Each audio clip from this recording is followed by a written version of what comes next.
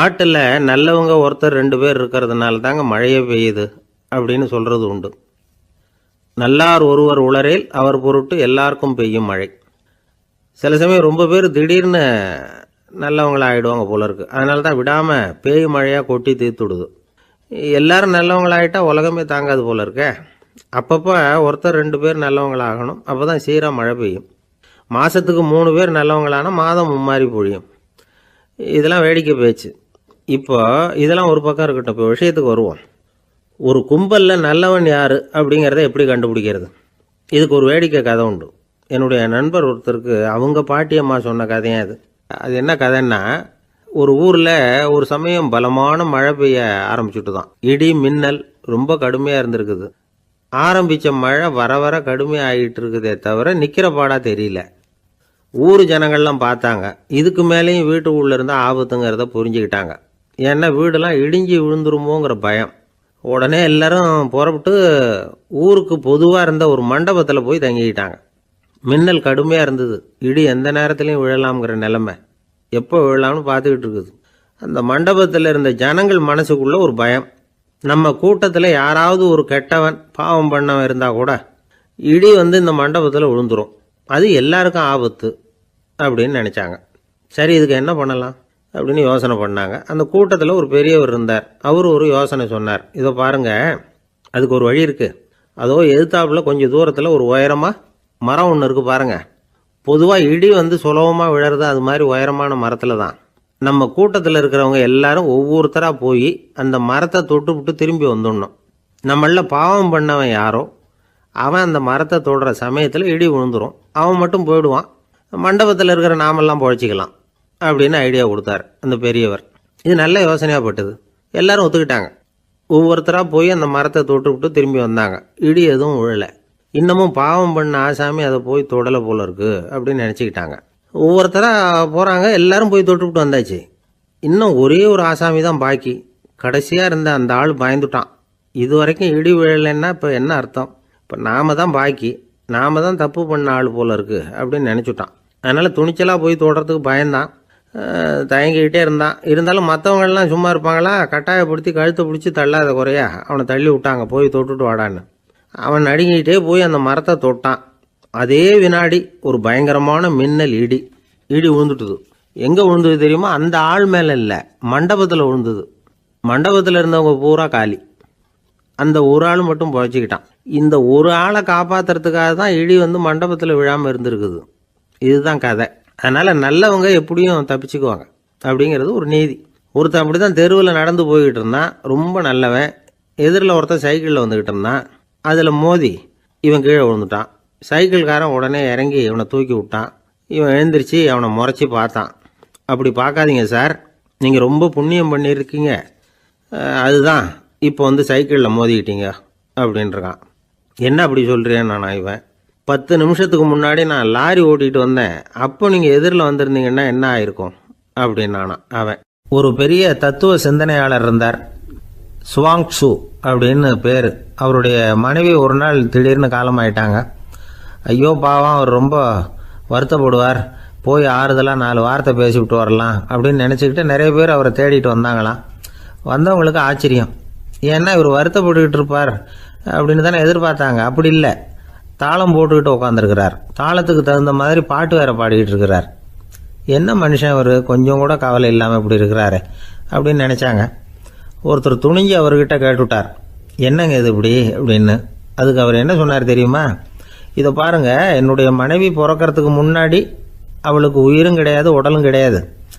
அதுக்கு பிறகு தான் உயிர் வந்தது, உடல் வந்தது, அந்த உருவம் வந்தது. இப்போ என்ன ஆச்சு? அந்த உருவமும் உயிரும் போயிட்டுது, அவ்வளவுதானே. வந்தது போயிட்டுது. இளவேனில் காலம், இலையுதிர் காலம், பனிக்காலம், இப்படி பருவங்கள் மாறி மாறி வருது இல்லையா? அது மாதிரி பிறப்பும் இறப்பும் மாறி மாறி வருது. இது இயற்கை. இதுக்காக அழுதா அது எப்படி அப்படின்னாராம். ஞான தெளிவு அடைஞ்சவங்களுக்கு எல்லாமே சுகம்தான். திருவள்ளுவரும் அதை தான் சொல்கிறார். உறங்குவது போலும் சாக்காடு, உறங்கி விழிப்பது போலும் பிறப்பு. தூங்கிறதுக்கெல்லாம் நாம் வருத்தப்பட்டுக்கிட்ட இருக்கிறோமா? இன்றைக்கி தூங்க வேண்டியிருக்குதே, இன்னும் கொஞ்சம் நேரத்தில் நான் தூங்க வேண்டியிருக்கு அப்படின்னு சொல்லி யாராவது அழுதுகிட்டு இருப்பாங்களா? அதனால் இந்த உலக வாழ்க்கையினுடைய இயல்பை யதார்த்தத்தை நாம் தெளிவாக புரிஞ்சுக்கணும். அப்படி புரிஞ்சுக்கிட்டா நாம் கவலை இல்லாமல் வாழ முடியும். ஒரு வயசான தாத்தா பாட்டி 60 வருஷத்துக்கு முன்னாடி அவங்களுக்கு கல்யாணம் ஆச்சு, ஒன்றாவே வாழ்ந்தாங்க, ஒன்றாவே இறந்து போனாங்க. இப்போ அவங்க 2 பேரும் சொர்க்கத்துக்கு போய் சேர்ந்தாங்க. அங்கே எல்லா வசதியும் இருந்தது. ஒரு பெரிய பங்களாவே இவங்களுக்கு ஒதுக்கி கொடுத்தாங்களாம். இதுக்கு எவ்வளவு வாடகைன்னு கேட்டார் தாத்தா. வாடகையெல்லாம் கிடையாது, இலவசம் அப்படின்னார் அங்கே இருந்தவர். அந்த வீட்டுக்கு பின்னாடி ஒரு பெரிய புல்வெளி இருந்தது. இதில் விளையாட ஏதாவது கட்டணம் உண்டான்னு கேட்டிருக்கார் தாத்தா. அதெல்லாம் ஒன்றும் கிடையாது, பணம்லாம் கட்ட வேண்டியதில்லை அப்படின்னார் அவர். பக்கத்தில் ஹோட்டல் மாதிரி ஒரு பெரிய கட்டடம், உள்ள சாப்பாட்டு மேஜைகள், அது மேலே விதவிதமான பலகாரங்கள். சாப்பாட்டுக்கெல்லாம் எவ்வளவு அப்படின்னு விசாரிச்சாராம் தாத்தா. அதுதான் சொன்னேனே, இங்கே எல்லாமே இலவசம்தான், எது வேணும்னாலும் சாப்பிட்லாம், எவ்வளவு வேணும்னாலும் சாப்பிட்லாம் அப்படின்னாராம். நீங்கள் சொல்கிறீங்க அப்படி, ஆனால் நான் சர்க்கரை சேர்த்துக்கக்கூடாது, உப்பு சேர்த்துக்கக்கூடாது, பாட்டி கையால் எப்பவும் பத்திய சாப்பாடு தான் அப்படின்னாராம் தாத்தா. இதை பாருங்கள், இங்கே உங்களுக்கு அந்த கவலையும் வேண்டியதில்லை. இங்கே நீங்கள் ஸ்வீட்டு சாப்பிட்லாம், காரம் சாப்பிட்லாம், உங்களுக்கு எந்த நோயும் வராது அப்படின்னாராம் அங்கே சொர்க்கத்தில் இருந்தவர். இதை கேட்ட உடனே அந்த தாத்தா பக்கத்தில் நின்ன பாட்டியை பார்த்து கத்தினாராம். அடி பாவி, எல்லாத்தையும் கெடுத்துட்டியே, நீ எனக்கு பத்திய சாப்பாடு போடாமல் கண்டதை திங்க விட்டுருந்தா 10 வருஷத்துக்கு முன்னாடியே நான் இங்கே சேர்ந்துருப்பேனே அப்படின்னாராம். ஒரு காட்டில் ஒரு முனிவர் இருந்தார். ஒரு நாள் அவரை தேடிட்டு 4 பேர் வந்தாங்க. சுவாமி, எங்களுக்கு ரொம்ப நாளாக ஒரு சந்தேகம்னாங்க. என்னன்னு கேட்டார். இந்த உலகத்தில் எவ்வளவோ காரியங்கள் நடக்குது, எது நியாயம் எது அநியாயம் அப்படின்னு புரிஞ்சிக்க முடியலன்னாங்க. அது யாராலையும் புரிஞ்சிக்க முடியாதுன்னார் முனிவர். வந்தவங்களுக்கு ஆச்சரியமாக போச்சு, ஒரு மாதிரியாக பார்த்தாங்க. இதை முனிவர் கவனிச்சார். சரி புறப்படுங்க என்னோடன்னார். எங்கன்னு கேட்டாங்க. இப்போ உங்கள் 4 பேரையும் ஒரு புஷ்பக விமானத்தில் அழைச்சிட்டு போகிறேன். இந்த உலகத்தில் சர்வசாதாரணமாக நடக்கக்கூடிய ஒரு காட்சியை உங்களுக்கு காட்ட போகிறேன். நீங்கள் பார்க்க போகிற அந்த காட்சி நியாயமா அநியாயமா அப்படிங்கிறத என்கிட்ட சொல்லணும். நீங்கள் சரியான பதில் சொன்னால் புஷ்பக விமானத்தில் தொடர்ந்து பிரயாணம் பண்ணலாம். தவறான பதில் சொன்னால் இந்த புஷ்பக விமானம் உங்களை கீழே தள்ளி விட்டுரும் அப்படின்னார். 4 பேருக்கும் பயந்தான். இருந்தாலும் முனிவர் கூப்பிடுறாரே அப்படின்னு சொல்லி புறப்பட்டாங்க. அவங்க எல்லாரும் புறப்பட்டு ஒரு காட்டு வழியாக போய்கிட்டு இருக்கிறாங்க புஷ்பக விமானத்தில். அங்கே நடக்கிற ஒரு காட்சியை காட்டுறார் முனிவர். அதோ அங்கே பாருங்கன்னார். அந்த விமானத்தில் இருந்தபடியே எல்லாரும் கீழே குனிஞ்சு பார்க்குறாங்க. அங்கே ஒரு தாய் புலி அப்போ தான் குட்டி போட்டிருக்கு. குட்டிகளை ஈன்ற உடனே பசிக்கு இறை தேடி அந்த பக்கமாக வருது. அதே நேரம் ஒரு தாய் மான், அதுவும் அப்போ தான் குட்டி போட்டிருக்கு. அதுவும் இதே மாதிரி குட்டிகளை ஈன்ற உடனே பசிக்கு இறை தேடி அந்த பக்கமாக வருது. இப்போ அந்த புலி அந்த மானை அடித்து போட்டுடுது. அதுவும் சாப்பிடுது, குட்டிகளுக்கும் கொடுக்குது. இப்போ அந்த புலிக்குட்டிகள் முகத்தில் மகிழ்ச்சி, தாயை இழந்த அந்த மான் குட்டிகள் முகத்தில் துக்கம். இப்போ அந்த முனிவர் 4 பேர்கிட்டையும் கேட்குறார், நீங்கள் இங்கே பார்த்தீங்களே, இதில் எது நியாயம் எது அநியாயம்? ஒவ்வொருத்தராக சொல்லுங்கள். உங்கள் பதில் சரியில்லைன்னா இந்த விமானம் உங்களை கீழே தள்ளி விட்டுரும், சொல்லுங்கள் பார்க்கலாம்னார். முதல்ல ஒருத்தன் சொன்னான், அந்த புலி செஞ்சது சரிதாங்க, அது பசிக்கு அதுதான் ஆகாரம், தன்னுடைய பசிக்கு தானே இறை தேடிக்கிட்டுது, அதில் என்ன தப்பு, அவ்வளவுதான், அதனால் புலி செஞ்சது நியாயம்தான் அப்படின்னா. அவ்வளவுதான், அந்த விமானம் அவனை அப்படியே கீழே தள்ளி விட்டுட்டுது. அதனால் அவன் கொடுத்த பதில் சரியில்லை அப்படிங்கிறது புரிஞ்சு போச்சு. இப்போ 2வது ஆள் சொன்னான், புலி செஞ்சது பாவம், அந்த தாய்மான் என்ன தப்பு பண்ணிச்சு, இப்போ அந்த குட்டிகளுக்கு யார் ஆதரவு, அதனால் புலி செஞ்சது அநியாயம் அப்படின்னா. அவ்வளவுதான், அவனையும் கீழே தள்ளி விட்டுடுது அந்த விமானம். இந்த பதிலும் சரியில்லை அப்படின்னு ஆயிட்டுது. இப்போ 3வது ஆள் வந்தான். முதல்ல 2 பேர் கீழே விழுந்ததை பார்த்துக்கிட்டு இருந்தான். அதனால் அவன் சொன்னான், ரெண்டுமே நியாயந்தாங்க, புலி இறை தேடினதும் இயற்கை, அதுக்கு மான் இறையானதும் இயற்கை, அதனால் இதில் ஒன்றும் தப்பு இல்லைன்னா.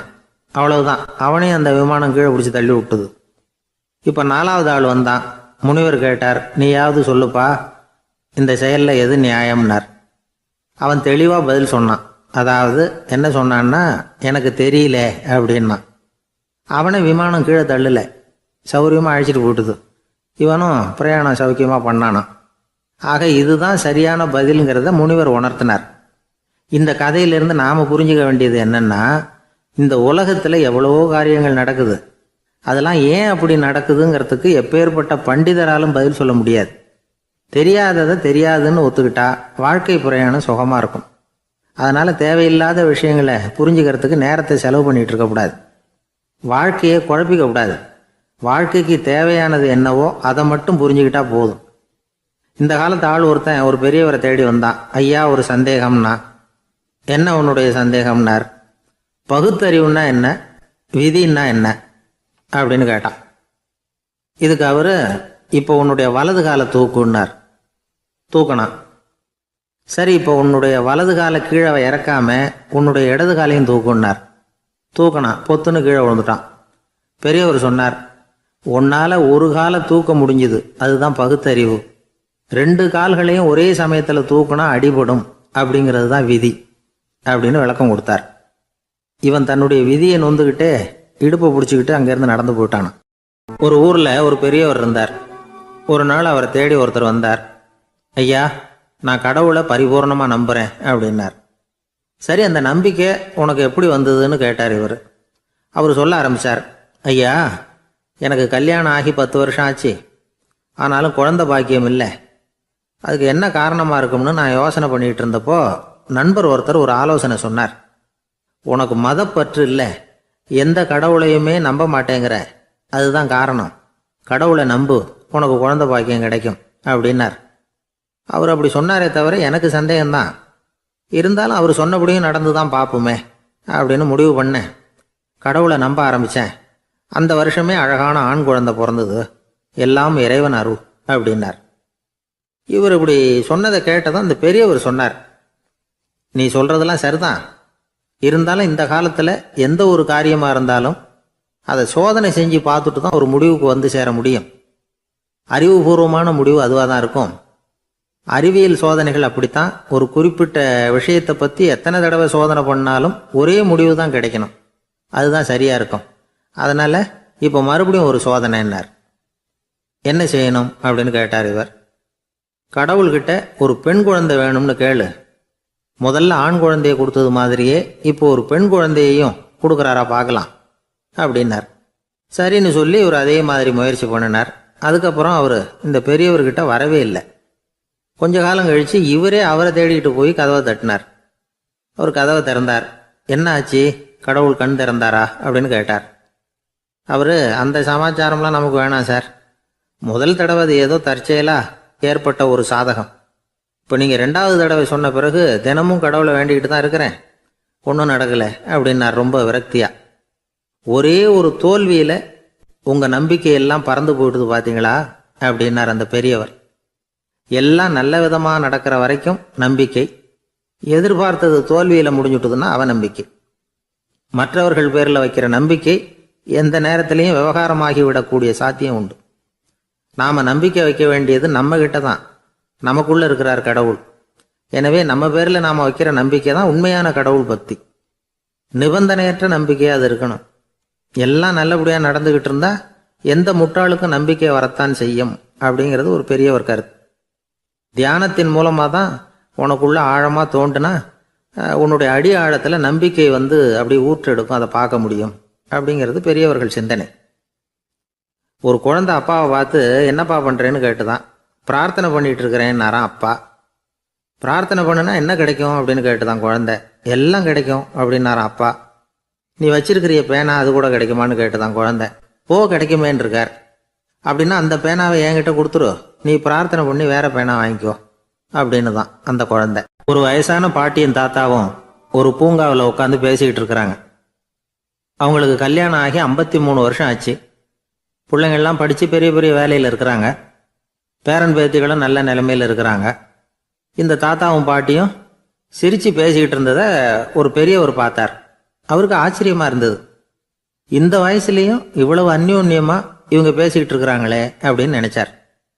சரி, நேரிலேயே கேட்டுருவோமே அப்படின்னு நினச்சிக்கிட்டு கிட்ட போனார். உங்கள் மன வாழ்க்கையின் வெற்றிக்கான ரகசியம் என்ன அப்படின்னு கேட்டார். இதை கேட்டதும் அந்த தாத்தா சிரிச்சுக்கிட்டே பாட்டியை பார்த்தாராம். அதுக்கப்புறம் சொன்னாராம், நான் இந்த அம்மாவை கல்யாணம் பண்ணிக்கிட்டதுக்கும் எங்களுடைய இல்வாழ்க்கை இவ்வளவு நாளாக பலம் குறையாமல் மகிழ்ச்சியாக இருக்கிறதுக்கும் காரணம் ஒன்று தான். அது என்ன காரணம்னா, எங்களுக்கு இடையில பொதுவாக நிறைய குறைகள் உண்டு, அதுதான் காரணம் அப்படின்னாராம். அவர் சொல்றது சரிதான் அப்படிங்கிறது மாதிரி அந்த பாட்டியும் அவரை நிமிர்ந்து பார்த்தாங்களாம். இந்த பெரியவர் மறுபடியும் அந்த பாட்டியை பார்த்து அதே கேள்வியை கேட்டிருக்கார். உங்களுடைய நீண்டகால மன வாழ்க்கைக்கு கிடைச்ச வெற்றி எதனாலேன்னு சொல்ல முடியுமா அப்படின்னு கேட்டாராம். அவங்களும் சிரிச்சுக்கிட்டே பதில் சொன்னாங்களாம். என்ன பதில் தெரியுமா? சில பேரை நாம குறிப்பிட்ட பண்புகளுக்காக நேசிக்கிறோம், வேற சிலரை நாம் அந்த பண்புகள் இல்லாத குறைகளுக்காகவே விரும்பி பழகிறோம் இல்லையா அப்படின்னு கேட்டுவிட்டு தலையை குனிஞ்சுக்கிட்டாங்களாம் அந்த பாட்டியம்மா. அவங்க அப்படி சொன்னதை கேட்டதும் இவருக்கு புதுசா ஞானம் பிறந்தது மாதிரி இருந்துதான். இதுதான் மனம் நிறைந்த மன வாழ்க்கை அப்படிங்கிறார் சுவாமி சின்மயானந்தர். பண்புகளை எப்படி நேசிக்க முடியுதோ அதே மாதிரி பண்புகள் இல்லாத குறைகளையும் நேசிக்க முடியும். மனசுதான் காரணம். ஒரு மேல்நாட்டு தம்பதி, அவங்களும் தாத்தா பாட்டி தான். அவங்க 2 பேரும் ஒரு பூங்காவில் உட்காந்து சிரிச்சு பேசிக்கிட்டு இருக்கிறாங்க. அதை ஒருத்தர் பார்த்தார். அவருக்கு ஆச்சரியம், இவ்வளவு காலம் ஆகி இந்த வயசுலயும் இப்படி அன்பா பேசிக்கிட்டு இருக்கிறாங்களே அப்படிங்கிற ஆச்சரியம். கிட்ட நெருங்கி போனாரு. கேட்டார், ஏன் தாத்தா உங்களுக்கு கல்யாணம் ஆகி எவ்வளவு வருஷம் ஆச்சுன்னார். 55 வருஷம் ஆச்சுன்னாராம் அவரு. இன்னமும் இவ்வளவு சந்தோஷமா இருக்கிறீங்களே, அதுக்கு என்ன காரணம்னு கேட்டிருக்கார். அதுக்கு என்ன காரணம்னா, இதுவரைக்கும் எங்களுக்குள்ள சண்டையே வந்ததில்லை அப்படின்னாராம். அது எப்படி முடியும்னு கேட்டிருக்கார் இவர் ஆச்சரியமா.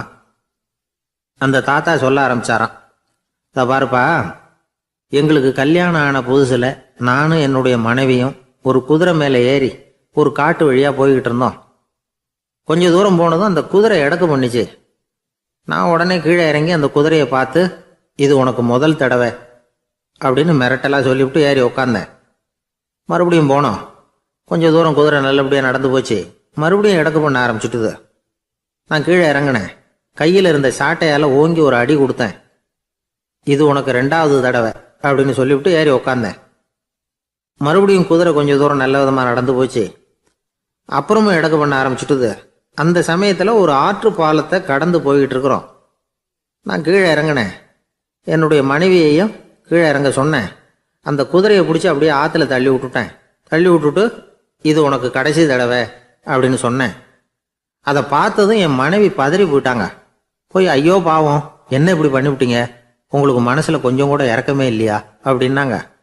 நான் மெதுவாக இவங்க பக்கம் திரும்பி, இது உனக்கு முதல் தடவை அப்படின்னேன்.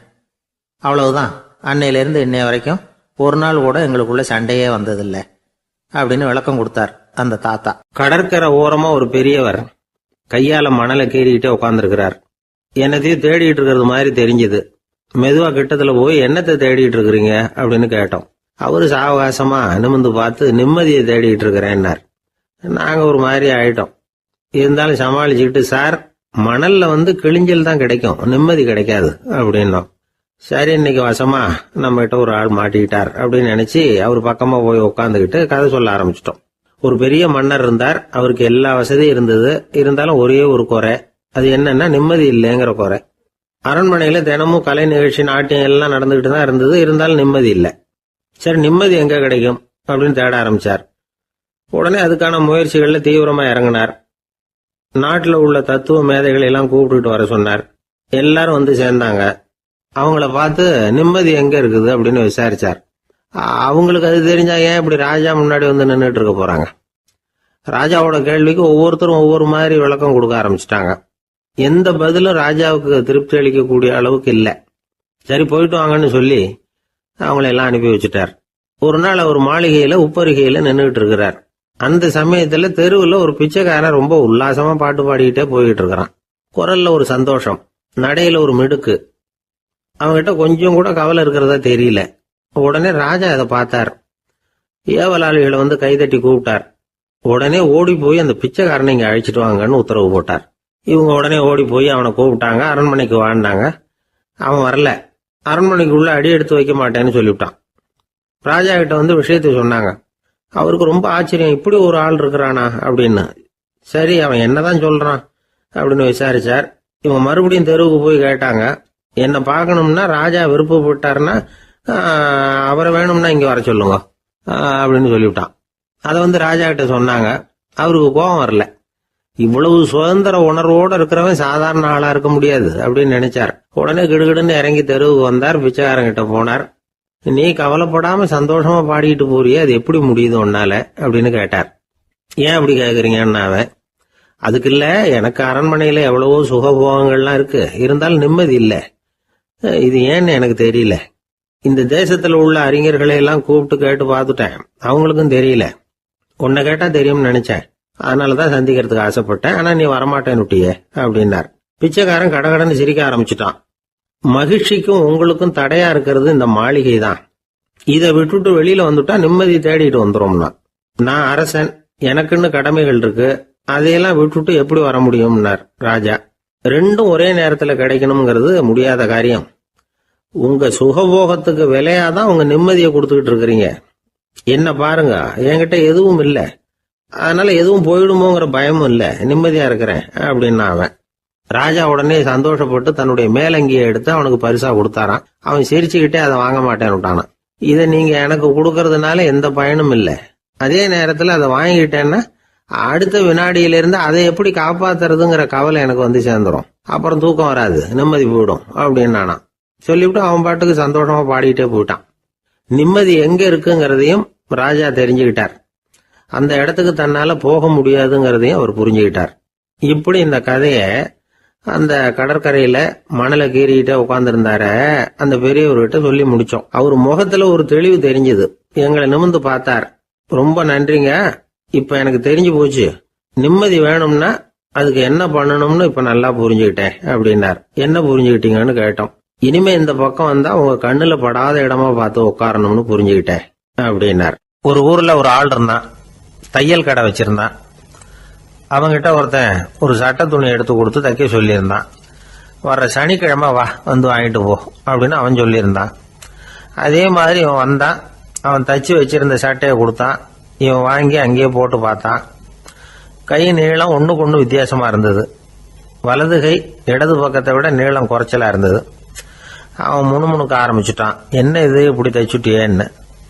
இதுக்கு அவன் சொன்னான், ஐயையோ இதுக்காகவா சங்கடப்படுறீங்க, வலது கையை மட்டும் கொஞ்சம் உள்ள இழுத்தாப்புல வச்சுக்கிட்டீங்கன்னா சரியா போகுது, மற்றபடி அந்த சட்டையில உள்ள கலை அம்சத்தை கவனிங்க, எவ்வளவு அற்புதமா தச்சிருக்கேன் பாருங்க, ஒரு சின்ன குறைய இப்படிலாம் பொருட்படுத்த வேண்டியதில்லை, நான் சொன்னது மாதிரி கையை கொஞ்சம் உள்ள இழுத்தது மாதிரி வச்சுக்கிட்டு நடந்து போங்க, ஜோரா இருக்கும் அப்படின்னா. அவனும் யோசிச்சு பார்த்தான். சரியான யோசனையா தான் தோணுச்சு. கொஞ்சம் முயற்சி பண்ணி வலது கையை கொஞ்சம் உள்ள இழுத்து சட்டை சரியா இருக்கிறது மாதிரி பண்ணிட்டான். இப்போ மறுபடியும் ஒரு பிரச்சனை. வலது கையை உள்ள இழுத்த மாதிரி அப்படியே வச்சுக்கிட்டதும் முதுகு பக்கம் கொஞ்சம் துணி தளர்த்தியா தொங்குறது மாதிரி தெரிஞ்சது.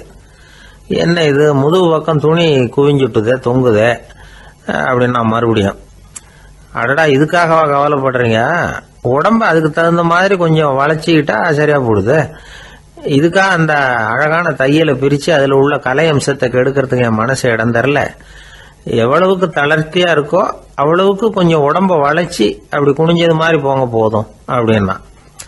அதுவும் நல்ல யோசனையா தான் பட்டுது இவனுக்கு. சரின்னு சொல்லிவிட்டு புறப்பட்டான். தெருவில் இறங்கினான். கையை கொஞ்சம் உள்ள இழுத்தான், உடம்ப கொஞ்சம் முன்னால வளைச்சான், சட்டைக்கு தகுந்த மாதிரி உடம்ப பண்ணிக்கிட்டான், மெதுவா நடந்து போறான். இப்போ எதிரில் இன்னொருத்தன் வரான். இவனை பாக்குறான், இவன் போட்டிருக்கிற சட்டையை பாக்குறான், ஆஹா அற்புதம்ங்கிறான். சும்மா சொல்லக்கூடாது, ரொம்ப நல்லா இருக்கு, நிச்சயமா இது இந்த ஊர் மேல தெருவில் இருக்கிற ஒருத்தன் இருக்கானே அவன் தச்சதா தான் இருக்கணும் அப்படின்னா. இதை கேட்டதான் அவனுக்கு ஆச்சரியம். எப்படி அவ்வளவு கரெக்டா கண்டுபிடிச்சிங்க அப்படின்னு கேட்டிருக்கான். இதுக்கு அந்த வழிபோகன்னு சொன்னானா, அவன் ரொம்ப கெட்டிக்காரன், உங்களை மாதிரி உடம்பும் கையும் வளைஞ்சு போன ஒரு ஆசாமிக்கு அவனை தவிர வேற யாராலேயும் இவ்வளவு பொருத்தமான ஒரு சட்டையை தைக்க முடியாது அப்படின்னானா. பாருங்க, அவனுக்காக இவன் அனுசரிக்க போய் இவனோட நிலைமை எப்படி ஆயிடுது பாருங்க. இதே மாதிரிதான் சில சடங்குகளும் சம்பிரதாயங்களும் நம்மளை கோமாளி ஆக்கி விட்டுரும். எதுவா இருந்தாலும் அதுல அறிவுபூர்வமான அணுகுமுறை அவசியம். ஒரு நர்ஸ் அவசரமா ஓடி டாக்டர் கிட்ட சொல்லிச்சான், டாக்டர் ஒரு தப்பு நடந்து போச்சு, 10ஆம் நம்பர் பெட்ல இருக்கிற பேஷண்ட்டுக்கு காலில் ஆபரேஷன் பண்றதுக்கு பதிலாக கையில் ஆபரேஷன் பண்ணி விட்டீங்க, கை ஆபரேஷன் பண்ணிக்க வேண்டிய ஆள் 7ஆம் நம்பர் பெட்ல இருக்கார் அப்படின்னு தான். அதுக்கு இவர் பதட்டப்படாம சொன்னாராம், பரவாயில்ல, இவரை தூக்கி 7ஆம் நம்பர் பெட்ல போட்டுரு அப்படின்னாராம். தான் மட்டும் வாழ்ந்தா போதும் அப்படின்னு நினைக்கிறவங்களும் உண்டு. தானும் வாழணும், அடுத்தவங்களும் வாழணும் அப்படின்னு நினைக்கிறவங்களும் உண்டு. முதல்ல சொன்ன வகையை சேர்ந்த மனிதர்கள் எப்படி தெரியுமா? எப்படியாவது தான் மட்டும் வாழ்ந்தால் போதுங்கிற நினைப்பு தான் எப்பவும் அவங்களுக்கு இருக்கும். தங்களுடைய வளர்ச்சிக்கு எது தடையா இருந்தாலும் சரி, யார் தடையா இருந்தாலும் சரி, அதை அழிச்சுட்டு தான் மறுவேலை பார்ப்பாங்க. அவங்கெல்லாம் பாவ காரியங்களுக்கு தயங்குறதே இல்லை. அப்படிப்பட்ட வாழ்க்கை அவங்களுக்கே இடைஞ்சல அமைஞ்சு விடுறது உண்டு. அதை விளக்கறதுக்கு ஒரு கதையும் உண்டு. ஒரு ஊர்ல அப்படிப்பட்ட ஆள் ஒருத்தன் இருந்திருக்கான். நிறைய பாவங்களை செஞ்சவன். அதன் காரணமா நரகப்படுகொழியில விழுந்துட்டான். நரகப்படுகொழிங்கிறது ஒரு பெரிய கிணறு மாதிரி. ஏற்கனவே பாவம் செஞ்சவங்க நிறைய பேர் அதில் விழுந்து கிடக்குறாங்க. உள்ள ஏகப்பட்ட சத்தம், எல்லாம் அந்த பாவாத்மாக்கள் போடுற சத்தம். இப்போ விழுந்தானே, இவனும் சத்தம் போட்டான். இவன் போடுற சத்தம் கொஞ்சம் அதிகமாக கேட்டுது. இந்த கிணத்துக்கு பக்கத்தில் புத்தர் உட்கார்ந்துருக்கிறார். அவர் காதில் இவன் போடுற சத்தம் விழுந்தது. உடனே அந்த கிணத்தடிக்கு போனார். குனிஞ்சு பார்த்தார். சாமி, என்னை காப்பாத்துங்க அப்படின்னு கத்தனான் இவன். புத்தர் அவனை கொஞ்சம் கவனிச்சு பார்த்தார். மனித சமுதாயத்துக்கு அவன் என்னென்ன கெடுதல் பண்ணியிருக்கிறாங்கிற விவரம்லாம் அவர் மனக்கண்ணில் தெரிஞ்சது. அவருக்கு எல்லாம் புரிஞ்சு போச்சு. இருந்தாலும் அவனை காப்பாத்துறதுக்கு ஏதாவது வழி உண்டா அப்படின்னு யோசிச்சார். அவன் தன்னுடைய வாழ்நாளில் ஏதாவது நல்லது செஞ்சிருக்கானா அப்படின்னு பார்த்தார். ஒரே ஒரு சமயம் அவன் தன்னுடைய காலடியில மிதிபட இருந்த சிலந்தியை மிதிக்காமல் தாண்டி போயிருக்கிறான். இந்த ஒரு காரியத்துக்காக அவனை கரையேற்ற முடியுமா அப்படின்னு நினைச்சார். அவ்வளவுதான். உடனே அவர் கையில ஒரு சிலந்தி வந்து உட்காந்துதான். அதுகிட்ட இருந்து நூல் இழை வெளிவர ஆரம்பிச்சது. அந்த நூல் இழை கிணற்று ஆழம் வரைக்கும் அப்படியே நீண்டுகிட்டே போச்சான். புத்தர் பார்த்தார். இந்த நூலை பிடிச்சிக்கிட்டு மேலே ஏறி வா அப்படின்னார். என்னங்க சொல்றீங்க, இந்த சிலந்தி நூல் என்ன தாங்குமான்னு கத்தினான். எல்லாம் தாங்கும், அதை பிடிச்சிக்கிட்டு ஏறி வா அப்படின்னார். சந்தேகத்தோடவே அவன் அந்த நூல் இழைய பிடிச்சி இழுத்து பார்த்தா ரொம்ப வலுவா இருந்தது. அவனுக்கு ஆச்சரியம். அதை பிடிச்சிக்கிட்டு மெதுவாக மேலே ஏறி வர ஆரம்பிச்சிட்டான். பாதி தூரம் ஏறி வந்திருப்பான்.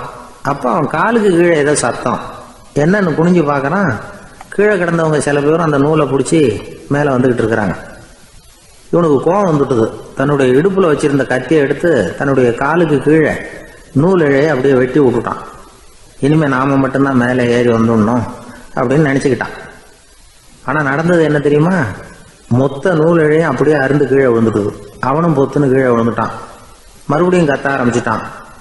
ஏற்கனவே அவன் செஞ்சிருந்த ஒரு சிறு கருணை அந்த நூல் இழைக்கு உறுதியை கொடுத்தது.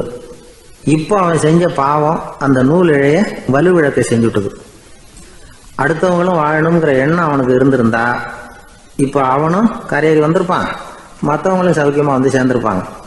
அதனால நாமும் வாழணும், அடுத்தவங்களும் வாழணும் அப்படின்னு நினைக்கிறவன் வாழ்க்கையில சீக்கிரம் முன்னுக்கு வந்துடுவான். ஒருத்தன் ஒரு டாக்டர் கிட்ட போனான். மருந்து வாங்கினான். வாங்கி கொண்டாந்து பேசாம வச்சுட்டான், சாப்பிடல. அப்புறம் எதுக்காகப்பா போய் அவர்கிட்ட மருந்து வாங்கினேன் அப்படின்னு கேட்டாங்க. டாக்டர் வாழணும் இல்லையா, அதனாலதான் அப்படின்னா. அவர் கொடுத்த மருந்தை நீ ஏன் சாப்பிடல அப்புறம் அப்படின்னு கேட்டாங்க. நான் வாழணும் இல்லையா, அதுக்காக தான் அப்படின்னா. ஒரு ஊர்ல ஒரு ஆள் இருந்தான்.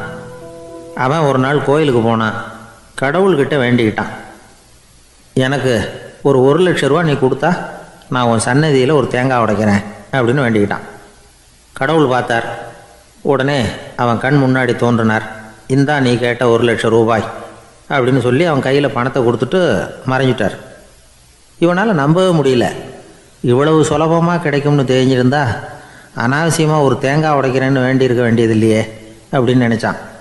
இருந்தாலும் வேண்டுதலை நிறைவேற்ற வேண்டியது கடமை. அதுக்காக என்ன பண்ணான், பக்கத்தில் ஒரு கடைக்கு போனான். ஒரு தேங்காயை கையில் எடுத்தான். இது என்ன விலைன்னு கேட்டான். 5 ரூபான்னார் கடையில் இருந்தவர். அதிகமாக இருக்குதே விலைன்னா. அப்படின்னா ஒன்று செய்யுங்க, அடுத்த ஊருக்கு போங்க, அங்கே தென்னந்தோப்பு அதிகம், அதனால் அங்கே இதை விட குறைஞ்ச விலைக்கு கிடைக்கும் அப்படின்னார். சரின்னு அடுத்த ஊருக்கு கிளம்புனான். அங்கே போய் விசாரித்தான். ஒரு தேங்காய் 3 ரூபாய் விலைன்னாங்க. இதுவும் அதிகமாக தெரியுதேன்னா.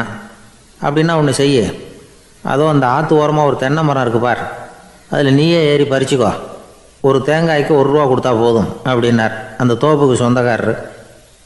இவனுக்கு மரம் ஏற தெரியாது. இருந்தாலும் ஆசை யாரை விட்டுது, விலை சல்லிசாக இருக்குதே. ஆற்று ஓரம் போனால் தட்டு தடுமாறி அந்த மரத்தில் ஏறினா அந்த தென்னை மரம் வளைஞ்சி ஆற்று பக்கம் போய் அப்புறம் நிமிர்ந்து இருந்தது. அதாவது மரத்தின் உச்சி சரியாக ஆற்றுக்கு நடுவில் இருந்தது. ஆற்றுல வெள்ளம் கரைபுரண்டு ஓடிக்கிட்டு இருக்கு. இவன் கடவுள் கொடுத்த 1,00,000 ரூபாயை மடியில் வச்சு இறுக்கி கட்டிக்கிட்டான். உச்சிக்கு போய் காய் பறிக்கிற சமயத்தில் காற்றும் மழையும் பலமாக கலந்து அடிக்க ஆரம்பிச்சுட்டுது. கால் வழுக்கி விட்டுட்டுது. இவன் சடார்னு ஒரு தென்னை மட்டையை பிடிச்சிக்கிட்டு தொங்க ஆரம்பிச்சிட்டான். கீழே பயங்கரமான வெள்ளம். மடியில் 1,00,000 ரூபா பணம்.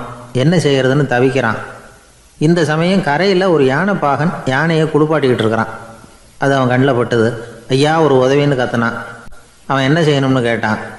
உன் யானையை மெதுவாக இங்கே அழைச்சிட்டு வா, எனக்கு நேராக கீழே நிறுத்து, என் காலை பிடிச்சி மெதுவாக கீழே இறக்கி விட்டுரு, என் மடியில் இருக்கிற பணத்தில் உனக்கு 10,000 ரூபா தரேன் அப்படின்னா. அவன் பார்த்தான். காலை கையை பிடிச்சா கூட எவனும் இந்த காலத்தில் 10 ரூபாய்க்கு மேலே தரமாட்டேங்கிறான். இவன் காலை பிடிச்சா 10,000 தர்றேங்கிறான் அப்படின்னு யோசனை பண்ணான். உடனே யானையை கொண்டுட்டு போனான். அவனுக்கு நேராக கீழே நிறுத்தினான். அவன் காலை பிடிச்சான். அவ்வளவுதான். அந்த நேரம் பார்த்து யானை மெதுவாக நடந்து அப்பால் போட்டுது. இப்போ யானைப்பாகன் அவன் காலை கெட்டியாக பிடிச்சிக்கிட்டு தொங்குறான். பரிதாபமாக மேலே பார்க்குறான். அவன் மட்டையை பிடிச்சிக்கிட்டு தொங்குறான். இப்போ யானைப்பாகன் சொல்கிறான், தம்பி மட்டையை விட்டுறாத, கெட்டியாக பிடிச்சிக்கோ, நான் உனக்கு 10,000 ரூபா தரேன், இதோ மடியில் தான் வச்சுருக்கேன்னா. மேலே தொங்குறவனுக்கு இந்த நிலைமையிலேயும் ஒரு சந்தோஷம், மேற்கொண்டு ஒரு 10,000 ரூபா நமக்கு கிடைக்கும் போல இருக்கே அப்படின்னு. இந்த சமயத்தில் ஒருத்தன் ஒட்டகத்தை ஓட்டிகிட்டு வந்தான் அந்த பக்கமாக குளிப்பாட்டுறதுக்கு. யானைப்பாகன் பார்த்துட்டான். ஐயா ஒட்டகக்காரரே, அதை இங்கே கொண்டுட்டு வா, எங்கள் காலை பிடிச்சி பத்திரமா இறக்கி விடு, நாங்கள் பணம் கொடுக்குறோம்னா. அவனும் பணத்துக்கு ஆசைப்பட்டு வந்தான். அவன் காலை பிடிக்கிற சமயம் ஒட்டகமும் நழுவி போட்டுது. இப்போ 3 பேருமே வரிசையாக தொங்குறாங்க.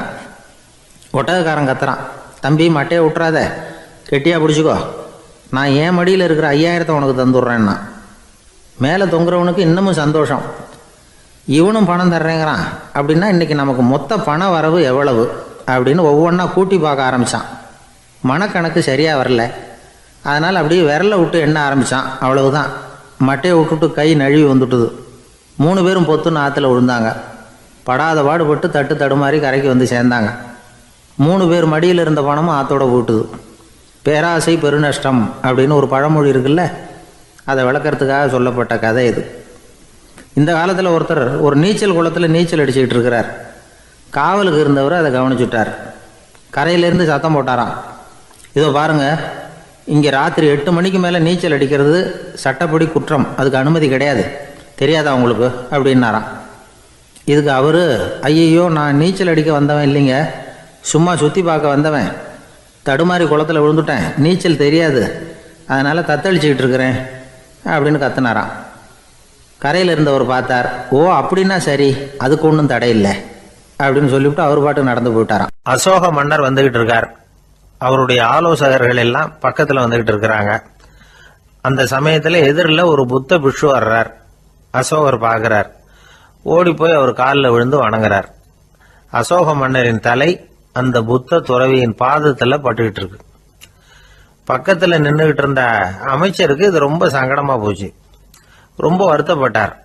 நம்ம அசோக சக்கரவர்த்தி எப்பேற்பட்டவர், அவரோட தலை ஒரு சன்னியாசியின் பாதத்தில் படுறதா அப்படின்னு நினைச்சு ரொம்ப கவலைப்பட்டார்.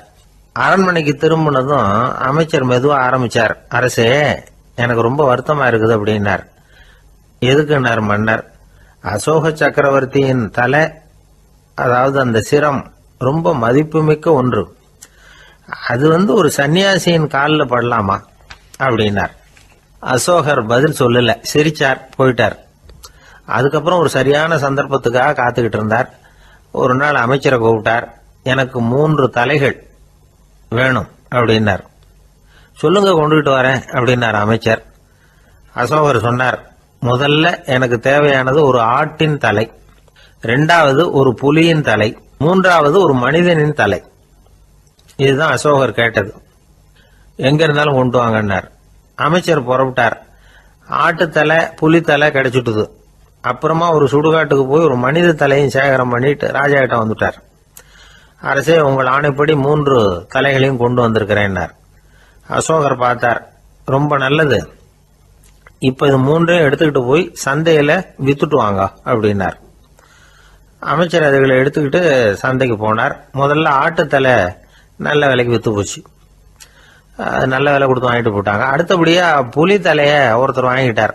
அதை பாடம் பண்ணி வீட்டில் மாட்டி வைக்கலாமே அப்படின்னு நினைச்சு அதையும் வாங்கிட்டு போட்டார். மனித தலையை மட்டும் வாங்கறதுக்கு யாரும் முன் வரல.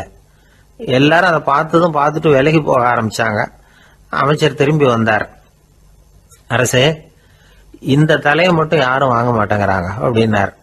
சரி, பரவாயில்ல, இதை இலவசமாவே எனாமாவே யாருக்கிட்டையாவது கொடுத்துட்டு வந்துருங்க அப்படின்னார். அமைச்சர் மறுபடியும் சந்தைக்கு போனார். இதை இலவசமா தரேன், இதை வாங்கிக்கோங்க அப்படின்னார். அப்பவும் அதை யாரும் வாங்கிக்கிறதுக்கு தயாரா இல்லை. மறுபடியும் திரும்பி வந்து மன்னர்கிட்ட விவரத்தை சொன்னார். இப்போ மன்னர் சொல்றார், அமைச்சரே, உயிர் இருக்கிற வரைக்கும் தான் இந்த தலைக்கு மதிப்பு. ஜீவன் போனதுக்கு அப்புறம் அதோட மதிப்பும் போயிடுது. அதனால மதிப்பு இருக்கும் பொழுதே பெரியவர்கள் பாதம் பணிந்து அந்த புனிதத்தை பெற்றுக்கொள்ளணும் அப்படின்னார். பணிவுங்கிறது வேற, அடிமைத்தனம்ங்கிறது வேற. பெரியவர்களை பணிவது நமக்கு பெருமை தரக்கூடிய விஷயம். இதை மனசுல வச்சுக்கிட்டு எப்போ காலில் விழணும், எப்போ காலில் விழக்கூடாது அப்படிங்கிறத முடிவு பண்ணிக்கணும்.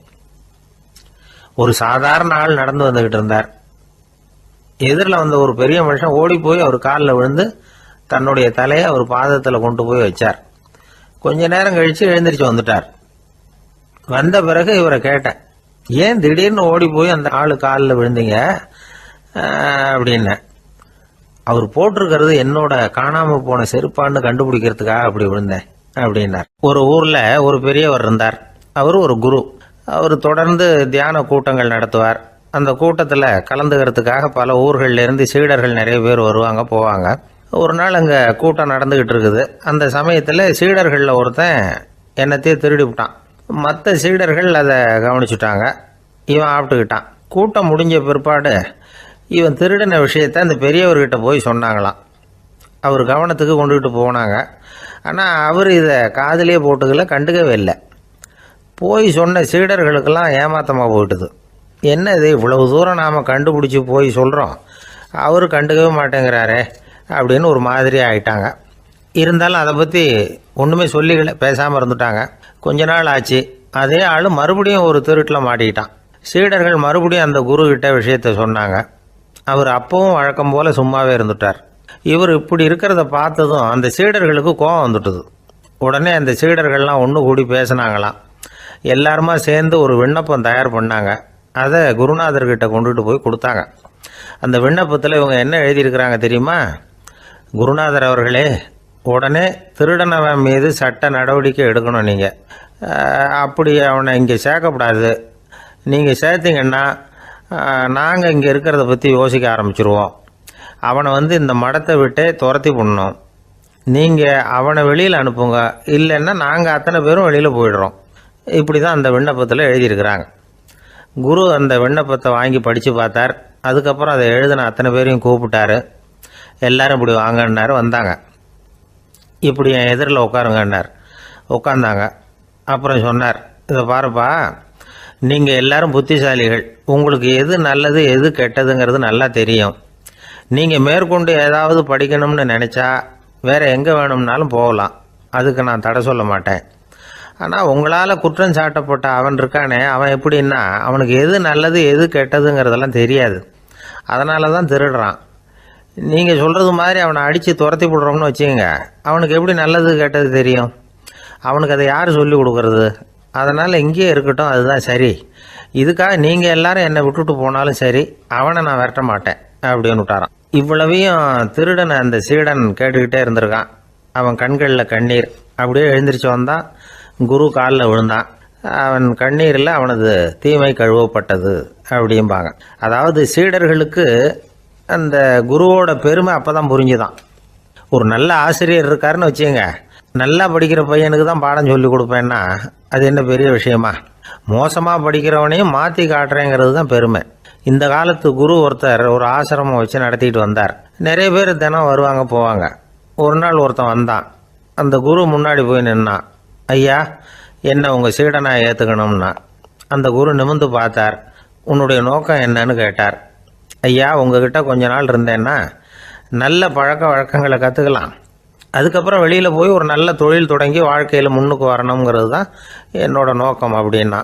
நீ சொல்கிறது சரி, ஆனால் உன்னால் இங்கே நல்ல பழக்க வழக்கங்களை கற்றுக்க முடியலேன்னு வச்சுக்கோ, அப்போ என்ன பண்ணுவேன் அப்படின்னு கேட்டார் அவர். அப்படி ஆச்சுன்னா என்ன, உங்களை மாதிரியே ஒரு ஆசிரமம் ஆரம்பித்து அதுக்கு குருவாக இருந்துட்டு போகிறேன் அப்படின்னு நானும். ஒருத்தன் வேகமாக ஓடி வந்தான். ஏப்பா அப்படி தலை தெறிக்க ஓடி வர்றேன்னு கேட்டேன். பின்னாடி துரத்திக்கிட்டு வருது சார் அப்படின்னா. ஏதாவது நாய் துரத்திக்கிட்டு வருது போல இருக்கு அப்படின்னு நினச்சி அவனுக்கு பின்னாடி பார்க்குறேன். கண்ணுக்கு எட்டின தூரம் வரைக்கும் எதுவுமே தெரியல. ஏன்பா எதுவும் ஒன்றை துரத்துறது மாதிரி தெரியலையே என்ன, நல்லா பாருங்கள் சார் அப்படின்னா. பார்த்துட்டு தான் சொல்கிறேன் என்ன. இதோ பாருங்கள் சார், இதுதான் என்னை துரத்துது அப்படின்னு அவன் காட்டுறான். அவன் சுட்டி காட்டின இடத்துல பார்த்தா அங்கே அவனுடைய நிழல் தான் தெரியுது. என்னப்பா சொல்கிற அப்படின்னு சொல்லி அவனை சந்தேகமாக பார்த்தேன். அதுக்கப்புறம் தான் அவன் விவரமாக பேசினான். சார், எனக்கு என் நிழலை கண்டா பிடிக்கிறதில்ல. எப்போ பார்த்தாலும் இது என்னையே பின்தொடர்ந்து வந்துக்கிட்டு இருக்குது. இதை என்னால் சகிக்கவே முடியல. இதை என்கிட்டேருந்து பிரிக்கிறதுக்கு எவ்வளவோ முயற்சிகள்லாம் பண்ணி பார்த்துட்டேன், முடியலன்னா. அப்படி என்னென்ன முயற்சிகள் பண்ணினேன் அப்படின்னு கேட்டேன். அவன் என்னென்ன செஞ்சாங்கிறத விவரமாக சொன்னான். அவன் என்ன பண்ணியிருக்கிறான், ஒரு பெரிய குழியை தோண்டி அதில் தன்னுடைய நிழலை புதைச்சிருவோம் அப்படின்னு முடிவு பண்ணிட்டு மண்வெட்டி எடுத்துக்கிட்டு தோட்டத்து பக்கம் போயிருக்கான். ஆழமாக ஒரு குழியை தோண்டியிருக்கான். குனிஞ்சு பார்க்குறான். அந்த குழிக்குள்ளே தன்னுடைய நிழல் தெரியுது. ஆஹா, இதுதான் சமயம், நிழல் இப்போ குழிக்குள்ளே இருக்குது, மண்ணை போட்டு மூடி விடலாம் அப்படின்னு நினச்சிக்கிட்டு கொஞ்சம் மண்ணை அள்ளி போட்டான். பார்த்தா இப்போ அந்த நிழல் அந்த மண்ணுக்கு மேலே வந்து நிற்கிது. இது ஏதுடா வம்பா போச்சு அப்படின்னு அவசரமாக மண்ணை வாரி போட்டு மூடி பார்க்குறான். குழி பூராவும் மூடி விட்டு பார்க்குறான். மறுபடியும் நிழல் மேலே வந்து உட்காந்துக்கிட்டு இருக்குது. சரி, இதை குழியில் புதைக்க முடியாது அப்படின்னு முடிவு பண்ணிட்டு இதை இங்கேயே இப்படியே விட்டுட்டு ஒரே ஓட்டமாக ஓடி போடுவோம் அப்படின்னு நினச்சி எடுத்தான் ஓட்டம். அது காலை நேரம். இவன் மேற்க நோக்கி ஓடிக்கிட்டு இருக்கிறான். ஓடி ஓடி பார்க்குறான், நிழல் இவனை விட வேகமாக இவனுக்கு முன்னாடி ஓடிக்கிட்டு இருக்கு. சரி, திரும்பி ஓடி பார்ப்போம் அப்படின்னு நினச்சிக்கிட்டு அப்படியே சடார்னு திரும்பி ஓட ஆரம்பித்தான். பார்த்தான், அப்பாடா நிழலை காணலை. கொஞ்சம் தூரம் ஓடி ஒரு இடத்துல நின்று அப்படியே சாவகாசமாக திரும்பி பார்க்குறான். பின்னாடி நின்றுக்கிட்டு இருக்குது நிழல். இப்படி ஓடி வந்து தான் இங்கே நம்ம முன்னாடி நின்று தன்னுடைய அவஸ்தையை சொல்லிகிட்டு இருக்கிறான். இந்த நிழலை துரத்துறது அல்லது வெட்டி விடுறது, இதுக்கு ஏதாவது வழி இருக்கா சொல்லுங்கள் சார் அப்படிங்கிறான். நமக்கு ஒன்றும் புரியல. அந்த நேரம் பார்த்து ஒரு பெரியவர் வந்தார். அவர்கிட்ட யோசனை கேட்டோம், என்ன செய்யலாம்னு.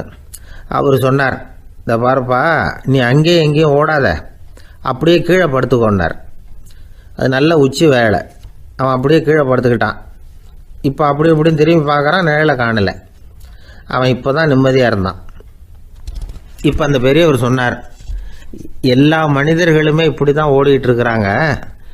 நான் எனது அப்படிங்கிற ஆணவம் தான் அவங்கள துரத்திக்கிட்டு இருக்கு. அதை விட்டுட்டு ஓடணும்னு நினச்சாலும் அது முன்னாடி வந்து நிற்கிது. பரம்பொருளை நோக்கி ஓடுறப்போ இந்த ஆணவம் பின்னாடி வந்துவிடுது. பரிபூர்ண சரணாகதிங்கிற நிலையில் அது முழுசுமாக மறைஞ்சு விடுது. தன்னை உணர்கிற வேலை அது. அந்த நேரம் மனிதனுக்கு விடுதலை உணர்வு ஏற்படுகிற நேரம் அது. அப்படிப்பட்ட சுதந்திர மனிதர்களாக எல்லாரும் மாறி போயிட்டாங்கன்னா இந்த உலகமே இன்பமயம் அப்படின்னு ஒரு விளக்கம் கொடுத்தார் பெரியவர். நம்மால் ஒருத்தன் வேகமாக ஓடி வந்துக்கிட்டு இருந்தான். ஏன்டா அப்படி ஓடி வர்ற அப்படின்னு கேட்டார் எதிரில் வந்தவர். ஆசை துரத்துது, அதுதான் ஓடி வர்றேன்னா. உனக்கு என்ன ஆசைன்னு கேட்டார். எனக்கு ஒன்றும் ஆசை இல்லைங்க, என்னை எப்படியாவது பிடிச்சுடணும்னு போலீஸ்காரங்களுக்கு ஆசை. அந்த ஆசை இப்போ என்னை துரத்தி பின்னாடி வந்துக்கிட்டு இருக்குது. அதுதான் தப்பிச்சு வந்துக்கிட்டு இருக்கிறேன். குறுக்க நிற்காதீங்க சார், வழியை விடுங்க அப்படின்னு சொல்லிவிட்டு வேகமாக ஓடி மறைஞ்சான். ஜப்பானில் உள்ள ஒரு புத்த விகாரை. அங்கே ஒரு வயசான பௌத்த குரு தங்கியிருக்கிறார். ஒரு நாள் ராத்திரி கடுமையான குளிர். அவரால் தாங்க முடியல. பார்த்தார், மரத்தில் செஞ்ச புத்த சிற்பங்கள் அங்கே நிறைய இருந்தது. அதில் ஒன்றை எடுத்து அதுக்கு தீ மூட்டி அந்த நெருப்பில் குளிர் காஞ்சிக்கிட்டு இருக்கிறார். மர சிற்பம் தீ வச்சதும் படபடன்னு வெடிக்க ஆரம்பிச்சுட்டுது. அந்த சத்தத்தை கேட்டதும் அந்த புத்த விகாரையின் குருக்கள் வெளியில் ஓடி வந்தார். இவர் ஆனந்தமாக குளிர் காஞ்சிக்கிட்டு இருக்கிறார். அவரால் பொறுத்துக்க முடியல. தெருவில் திரிஞ்சுக்கிட்டு இருந்த அந்த பெரியவரை இங்கே தங்க அனுமதித்ததே அவர் தான். இவர் இப்படி பண்ணுறாருன்னு நினச்சிக்கிட்டே அவரை கோபமாக பார்த்தார். ஏன் இப்படி கோபமாக பார்க்குறீங்க, இப்படி வந்து உட்காருங்க அப்படிங்கிறாரு இவர். அவருக்கு இன்னமும் கோபம் வந்துட்டுது. எங்கள் கடவுளை எரிச்சுட்டீங்களே அப்படின்னு சத்தம் போட்டாராம். அப்படியா அப்படின்னு கேட்டுக்கிட்டே அந்த சாம்பலை கிளறினார் இவர். என்ன செய்கிறீங்கன்னு கேட்டிருக்காரு அவர்.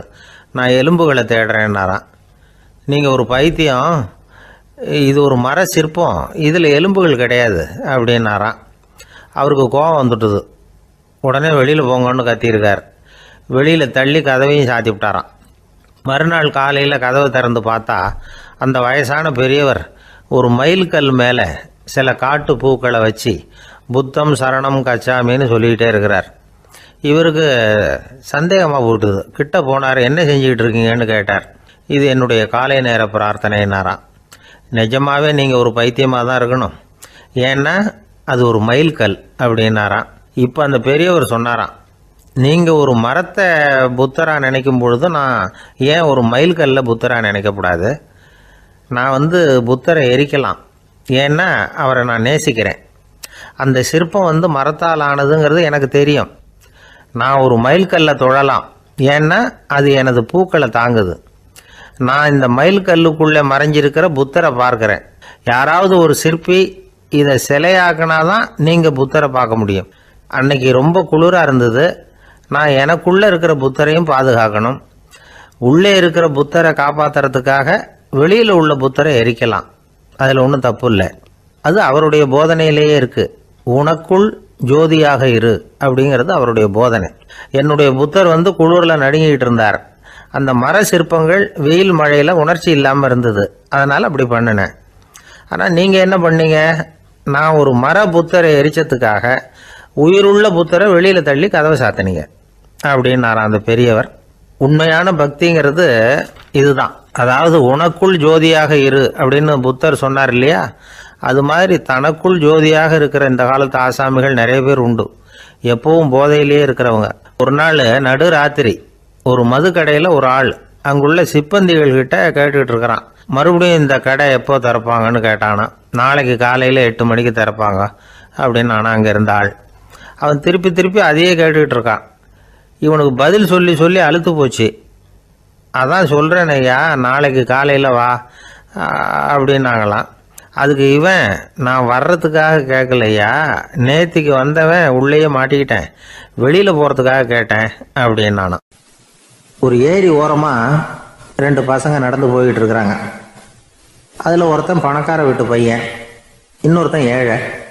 இவங்க 2 பேரும் போய்கிட்டு இருக்கிறாங்க. வழியில் ஒரு இடத்துல ஒரு ஜோடி செருப்பு இவங்க கண்ணில் படுது. ஒரு விவசாயி அந்த செருப்பை அங்கே விட்டுட்டு பக்கத்தில் இருந்த ஏரியில் கை காலை கழுவிட்டு இருக்கிறார்.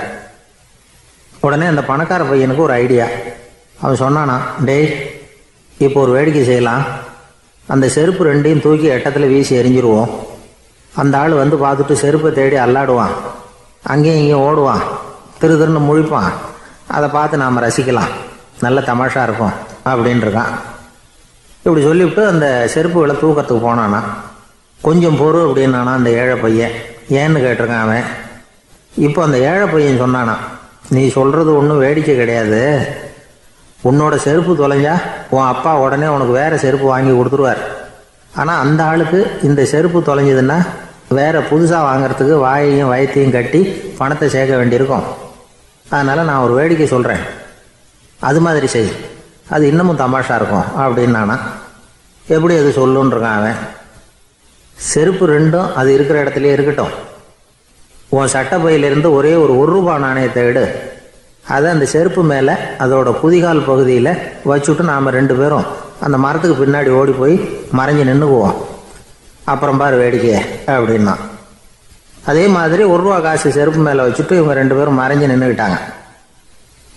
கொஞ்ச நேரத்தில் அந்த விவசாயி வந்தார். காலில் உள்ள மண்ணை தட்டிவிட்டு செருப்பை மாட்டுறதுக்காக போனார். அங்கேருந்து காசு கண்ணில் போட்டுவிட்டுது. அவருக்கு ஆச்சரியமாக போச்சு. அதை கையில் எடுத்து பார்க்குறார். 4 பக்கமும் திரும்பி திரும்பி பார்க்குறார், யார் இதை வச்சுருப்பான்னு. கடைசியில் ஆகாயத்தை பார்க்குறார்.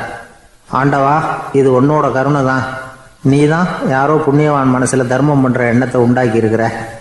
அந்த புண்ணியவான் நல்லா இருக்கணும் அப்படின்னு வாழ்த்தி அந்த காசை கண்ணில் ஊற்றிக்கிட்டாரான். மறைஞ்சிருந்து பார்த்துக்கிட்டு இருந்த ஏழை பையன் இப்படி சொன்னான், பாத்தியா, உன்னை புண்ணியவான்னு வாழ்த்தி விட்டு போகிறார் அந்த ஆள்.